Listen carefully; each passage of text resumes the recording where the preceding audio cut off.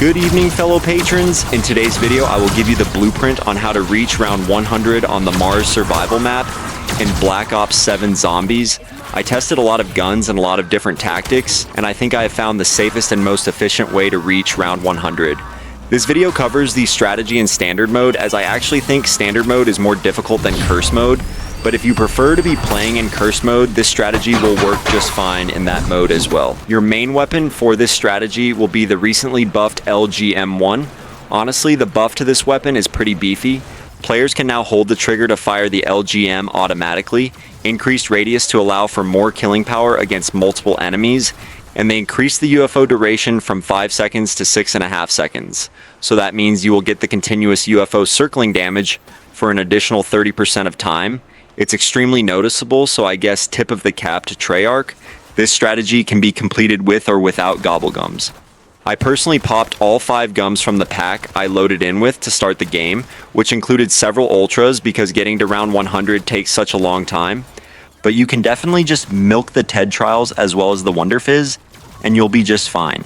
I didn't use any other gums for the remainder of the game, so this strategy is definitely able to be executed without using gobblegums. For your second weapon, you will want a pistol to use in tandem with equivalent exchange.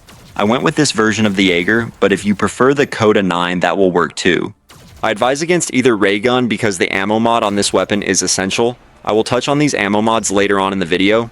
Your third gun should be what I believe to be the best overall gun in the game, this version of the Akita. It is the ultimate auxiliary weapon for any loadout, especially for this map. It is also on the wall in this map, which is clutch, so you can spawn in with the Jaeger to limit your time spinning the mystery box. Your focus in the early rounds should be on hitting the TED trials as much as possible and harvesting as much salvage as you can. The elite on this map, which is the Uberklaus, is heavily spammed and 3 can spawn in 1 round. I eliminated 187 elites in my entire match. It really is wild how often they spawn. You will need enough salvage to refill your hunter drone tacticals regularly. This equipment in tandem with the ammo mods, which I will cover momentarily, will be the way you take down pretty much all of the Uberklauses and core Klauses that spawn in the later rounds. It's important that you have these augments equipped for Mule Kick to preserve your salvage throughout the game. If you want to try to save some essence early on, load in with multipack and you may be able to get a few pack-a-punch tiers for free. Once you reach around 30, you can save and quit your game and equipped free throw. Diving into the later rounds of this strategy, you will want to equip the Jaeger with Shadow Rift and these exact augments. I saw a few other videos on YouTube that somewhat exaggerated the power of the hunter drones, so technically it takes 2 hunter drones to eliminate an Uberklaus. While this is accurate, there are a few things you need to account for. The first is the drones being intercepted by the Klauses. This can be intentionally done by the core Klauses, or it can happen when a drone gets deployed and flies into the Klauses' flying electricity orb attack. This happens quite a bit. The hunter drones are not an automatic kill by any means. The other thing that you will run into is premature deployment or misfires. Because the drones activate themselves, they often deploy right when a Klaus spawns in, even if it has not entered the map yet. It will most likely crash into a wall and not damage anything. The last thing you need to look out for is the Uberklaus' invincibility shield. If this is activated when a hunter drone is deployed, it will barely damage the Uberklaus. This happened to me a lot during my run.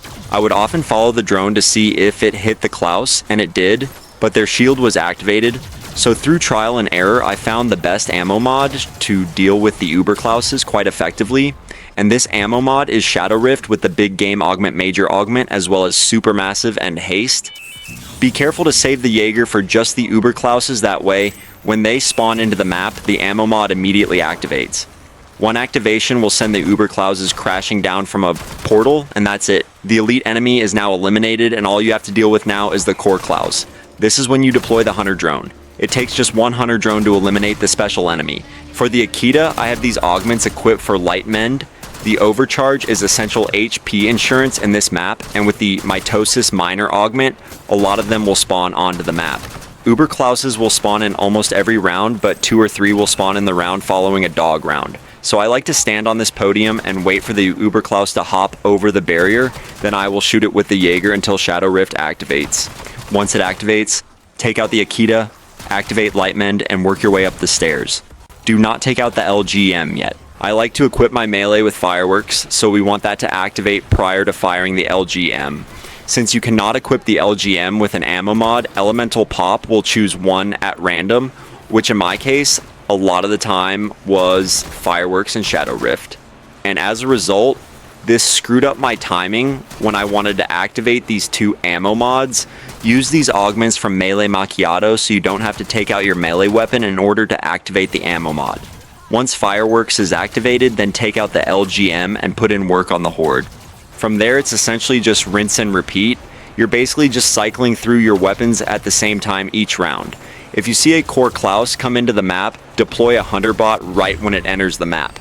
If you find yourself with no armor and no HP overcharge, you will need to either buy armor off the wall at the top of the stairs or pop Ether Shroud and hightail it over to the crafting table.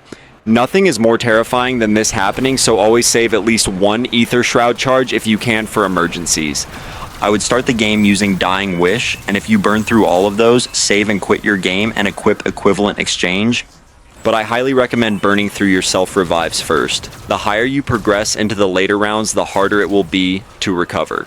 You keep all of your perks if you get up using Equivalent Exchange, so save this easier recovery method for the more difficult rounds. Another tip is if you get an extra self-revive from a legendary TED task in the rounds where you start to feel a bit stressed, don't drop the self-revive and make the chest disappear. You can let that extra self-revive sit for a few rounds in case you go down. This does not count to the 4 you craft yourself, just FYI.